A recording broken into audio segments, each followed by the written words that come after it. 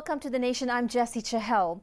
Now, gold has long been seen as a symbol of wealth and security, but today it's also at the heart of a fast-evolving industry with growing global significance. And as Malaysia sets her sights on becoming a regional gold hub, the question is, what will it take for us to build a world-class ecosystem? Well, joining me is a very special guest, the President of the Malaysia Gold Association, Dato Sri Louis Ng. Dato Sri, welcome to the program. Truly exciting to talk to you about something that I think everyone really enjoys, beyond jewelry, but a mineral and something so something that signifies, I'm so sorry, I'm tongue twisted here, something so glittery and an investment to be held close to heart. Now let's get started when we talk about the glittering gold global industry. Here in Malaysia, Penang accounts for 80% of Malaysia's gold manufacturing output, meaning to say Q1 exports rose to about 10%. That's roughly 2.34 billion. These numbers are huge. How is this export momentum really reshaping our current gold landscape, and what does it mean for our ambitions within the region, Dato Sri? Okay, Malaysia as a country, we always in the top 5 or top 10 world export, gold export to the world. Yeah, Penang, especially Penang, contribute about 80% of the total jewelry export to the world. And Penang have about 400 jewelry smith factory. Okay, let's jog back a little bit. Little township, city, state of Penang is able to make into that top 10, even the top 5 at one point, the top 2. How come? Because the historical value. In Penang, there is one temple they call Wu Jing Temple. It lasts about 200 years ago, and it's only one in the world has this temple. So this is inheritance. Penang as a jewelry hub is in history. Why like that? Because Penang is an old city compared to other city. Penang exists, I think, more than 200 years, long before even Singapore existed. So historically, Penang is always there and as a trading hub. And then from there, the gold jewelry smith skill evolved. So the craftsmanship, craftsmanship, and there's the skillful, work that goes into Penang is truly a fantastic. A heritage, very good. Privilege as well. So let's go back to how this is really helping Malaysia change in terms of the global landscape. Okay, this is very important because we already have a hub of jewelry hub which consume a lot of gold in the world, and then we have a lot of business connection in Dubai, in Singapore, in anywhere in the world that they like our gold, especially from Penang. So that gives us a very strong fundamental and allow other company, other gold trading company, the small bar trading company, the kilo bar trading company to be piggyback on the fundamental we have and being built for generation in Penang. Yes. So what does this mean then moving forward for Malaysia as a leader within the region? Yes, we will, and then this our MGA, our objective, we want to make Malaysia will be the regional gold trading hub. And actually everything is almost there. All the elements to make Malaysia as a gold regional hub is very matured, and I believe it's very positive if the government understand more about this gold industry and put in some very positive policy to help the industry. I think one day Malaysia will outshine to be the Asian hub or even Asia hub as a gold trading. We are on track there with the MGA, Malaysian Gold Association, mooting and behind this particular motive to ensure that Malaysia remains a global hub for gold as a whole. Before the show, we did talk a little bit about how MGA was put together and how it tried to rally for the gold being exempted from SST. To tell us a little bit about that. During year 2014, when our government, they want to start implement the GST. At that point of time, they create a hoo-ha in the gold industry player So all the industry players come together and starting a dialogue, a forum with the government authority. That's why we invited the MOF, we invited the Customs Department, that we present our case why gold bar should be exempted from GST. At that point in time, and we are so lucky, and the government official also so positive respond, and then they really bought the ideas. And we have one category named investment precious metal. Investment precious metal, there is certain standard definition, and then the government bought the idea that this category of investment bar GST exempted. And at that point in time, make a lot of investor, 2014, the gold bar is still very cheap. The trading still ongoing, and then all of our citizens of Malaysia buy gold, keep gold, save in gold, and until now, you look back, they make all the money. That's right, made a lot of money, and let's go there. At this point of time, with global, not just inflation, but the tensions happening around the world, gold prices have risen, surpassing 3,000 USD per ounce. Yes. That is a huge number when we jog back from the years before. As you remember, parents and folks always looking out at gold prices. That was my early idea into this whole gold realm. But Malaysia has experienced also an increased demand lately. How has this surge really translated into our local on-the-ground retail behavior and investment behavior? Okay, using public gold as an example, before 2017, we only have about 200,000 customers. And at the end of this year, we're going to have 2 million customers. It's a tenfold of number of customers joining our business, things like that. So this will create a very tremendous demand to the physical gold in Malaysia, and then from Malaysia we also place our order to the international market. This indirectly transcend that the demand of the gold high, and then the gold price also high in that sense. What factors do you think has contributed to that tenfold rise in interest in public gold? One thing is the gold price moving higher. Second thing is the awareness of the Malaysian citizen about the good and the benefit of saving in gold.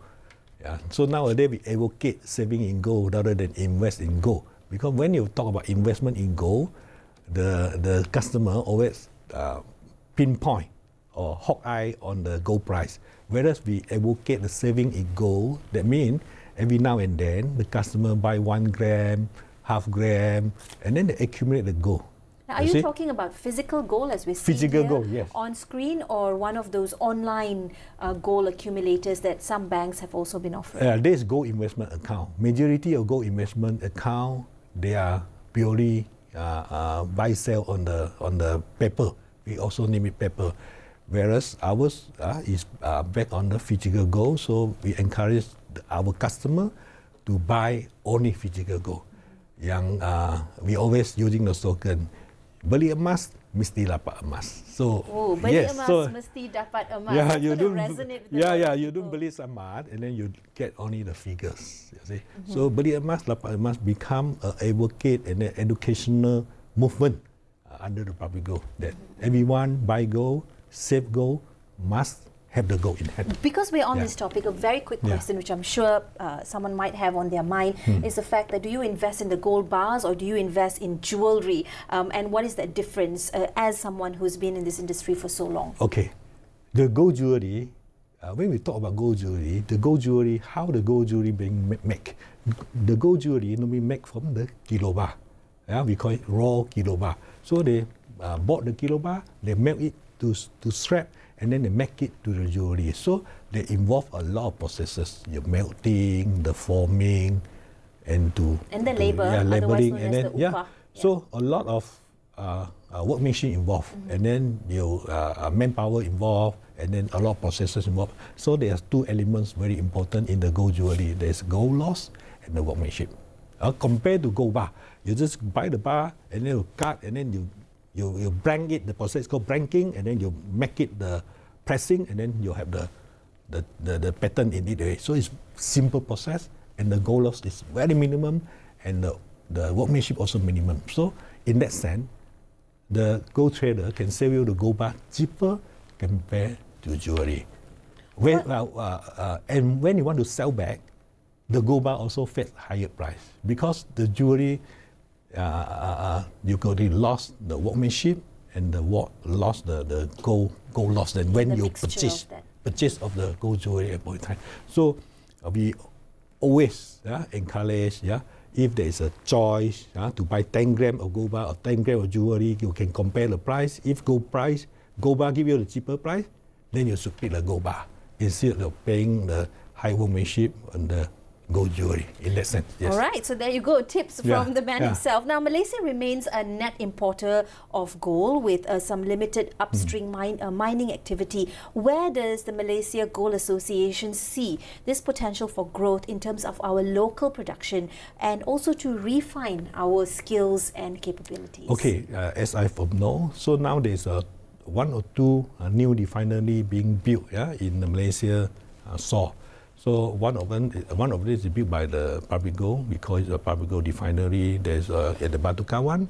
It's about 1.5 acre. This is a very sophisticated gold refinery, and we have bought the most sophisticated machine from the world to have the advanced refinery in the Malaysia SAW. This will save a lot of outflow of Malaysia money to the other country. Like Public Gold nowadays, almost every week we ship out about 100 kilo of our scrap to refine outside from Malaysia. So this is the outflow of unnecessary money. So we see that this is the time we should have the local refinery to be built in Malaysia SAW.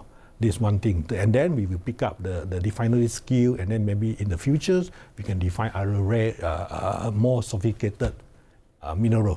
One day maybe we have a rare refinery. That's very possible. That's one thing. Another thing is the mining in the Malaysia. So Malaysia, the mine, majority of the mine content, gold content is not so high. I mean, when we talk about mine, is about how many grams of gold per ton, something like that. You see, in Malaysia, the gold content is not so high, so it cannot attract the big skill gold miner to come to invest in Malaysia. We have a few. In Semenanjung, we have 2 listed gold miner in Semenanjung. One in Seling Sing is owned by the Monument Gold in Canada, and another one is CNNC, owned by the Singapore listed company. And then we also have one gold mine in Tawau. It's listed by what they call Aumas, AUMAS, Aumas. They just the name from the Tawau gold miner. There's 3 mines considered bigger scale, and the volume they produce per year is about 4 tons, and majority of them export out to be refined, not in Malaysia, but refined at the various parts of the world. So that's one area. So it's one area that we see maybe one day we can convince the miner that, hey, please, we can support the local industry, support the local Malaysia, and then define it in the Malaysia SAW. Well, with that in mind and in that vision, congratulations firstly on the recent establishment of the Malaysian Gold Association's first independent Sharia Advisory Board.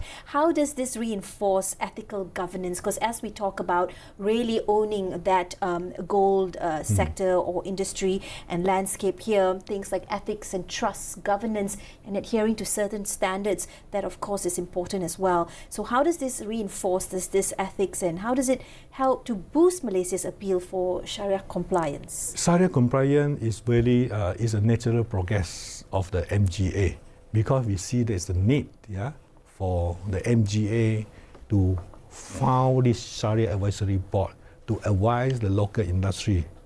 For the first objective is to advise the local industry. We to introduce more Sharia compliant gold trading or gold product to the Malaysia Muslim population at the first. And if one day the Sharia Advisory Board can grow the knowledge and make our own name, like the halal certification in Malaysia, so means one day this SAB, whatever the Sharia, the compliance, the SOP set out, can be applied to any part of the Muslim world outside from Malaysia, like in Indonesia, like the OIC, even back to Pakistan, Bangladesh, to have this Sharia advisory practice for their gold trading. Another area that is seeing or receiving global pressure is for ESG compliance. Yes. And of course in gold sourcing as well, that is present. What steps is MGA taking, or have you taken, to ensure that there is responsible, traceable gold supply in Malaysia? Yeah, this is always become a topic when we attend the international conference. We always talk about responsible sourcing, where the gold trader source their gold. Because in certain part of the world, there's one name called conflict gold. They mean the gold involved of a scandal of bribery, scandal of conflict, of the war zone type of gold, you see. So the whole industry in the world try to prevent this type of gold being flowed to the market. So we always want the gold trader, especially the refiner, being very aware, very alert of where the gold being sourced. This talk about responsible gold sourcing. Whereas in Malaysia, we are not so much onto that, but we are still, as the Public Gold, as the largest gold trader in Malaysia, we always aware of our listing. And what MGA at this point of time, we are working very closely with World Gold Council. We talk about the Malaysia Gold good practice. Good practice is very important. We derive this is from the responsible gold investment practice that is introduced by World Gold Council in India and in Singapore. So we take an initiative, to have a talk or dialogue with World Gold Council that in Malaysia we try to advocate Malaysia gold good practice. That means every participant, from the refiner until the gold trader, until the gold jewelry smith, until the trader, that certain guidance, certain good practice should be applied to create the trust in the gold industry in Malaysian market, and to create the confidence.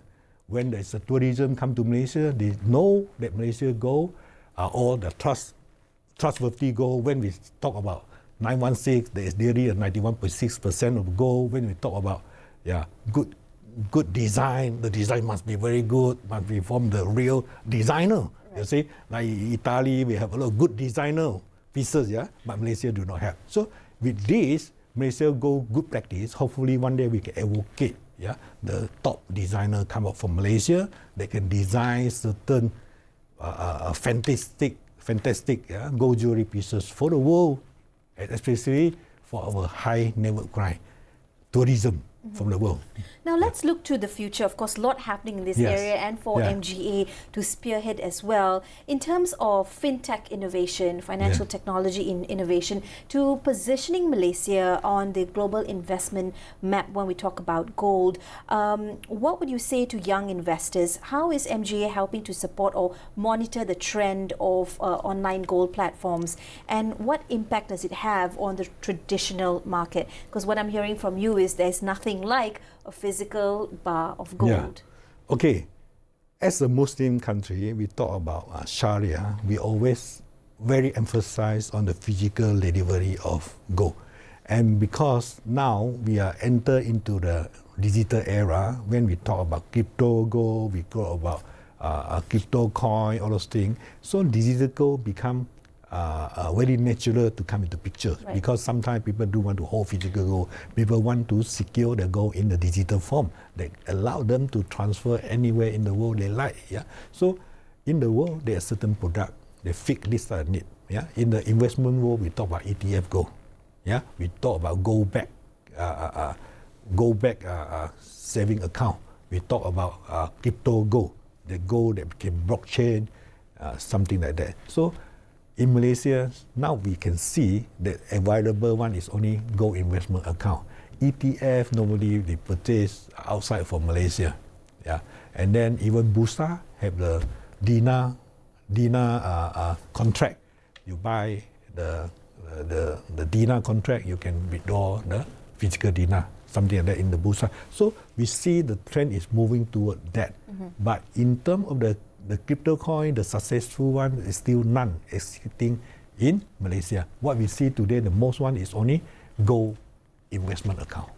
There's almost every bank, has this gold investment. Majority is just we name it the paper gold, and something like that. So whereas in public gold, we always emphasize on the physical gold. Right. Beli emas mesti dapat emas. Beli emas mesti dapat emas. Thank you. Okay, so let's revisit this then.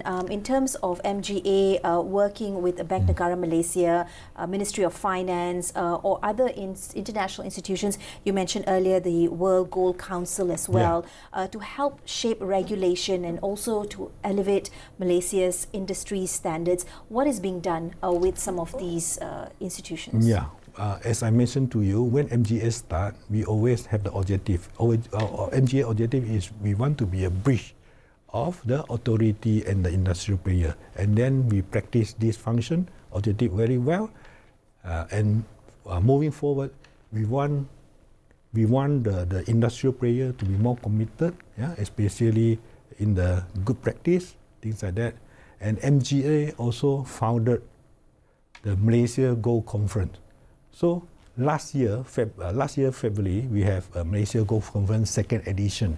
We do it bi-yearly. So the next one will be on next February 2026.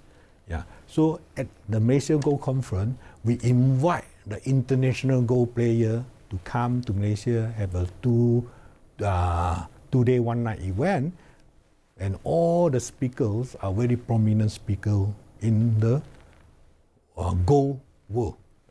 So we have speaker from Metal Focus, we have speaker from Gold Council, we have speaker from the top trader of the various countries. Right. That's one very important point here. Sometimes and quite often nowadays, anti-dumping measures have called for locally regarding these gold-wrapped silver products. Give us an idea what that really means, and how is the association addressing issues like quality control and consumer protection amid all these rising concerns of counterfeit or misleading gold products. So, on the back of all the scams that are happening and a lot of these tricks that unfortunately exist within the market. Like previously, Malaysia Gold Association, we take the very initial stage.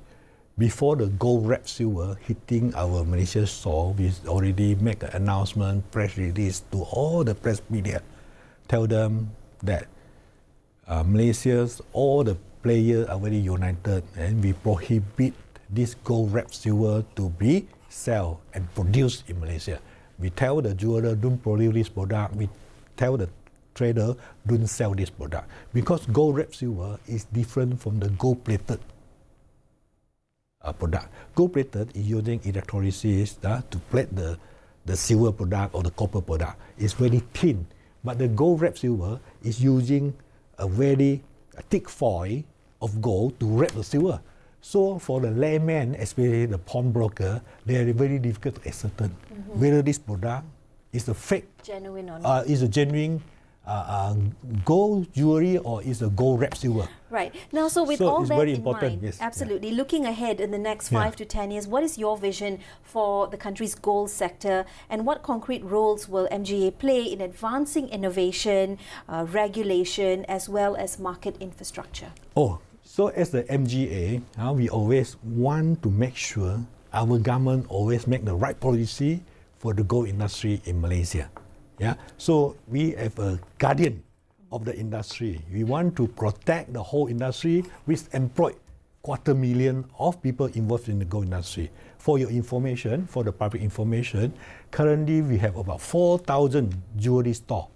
We have about 1,500 pawnbroker or microfinancing. We have about 500 jewelry smiths in the whole of Malaysia. So this industry alone employed 250,000, 250,000 employees. That means 250,000 families is rely on the gold industry in Malaysia. So as the MGA, as a president, I always, and we believe the whole community will be the guardian for the gold industry to help the nation, to help this 250,000 factory, and to prosper Malaysia to the better futures and make one day Malaysia will be the international trading hub, follow gold in the whole world. Right, it's undeniable that it is an ecosystem that exists and one that is thriving with much more road ahead to go. Yeah. Thank you very much, Dato' Seri, for your insights in Malaysia's and the nation's goal ambitions. Now as global dynamics evolve, Malaysia stands poised to become not just a player but a leader in a responsible and forward-looking gold industry. Well, that's all for this edition of The Nation. I'm JESSY CHAHAL. Thanks for watching. And remember, in Malaysia's future, not everything that glitters is just gold. Sometimes it's also your vision. I'll see you next time. Bye-bye. Thank you, JESSY.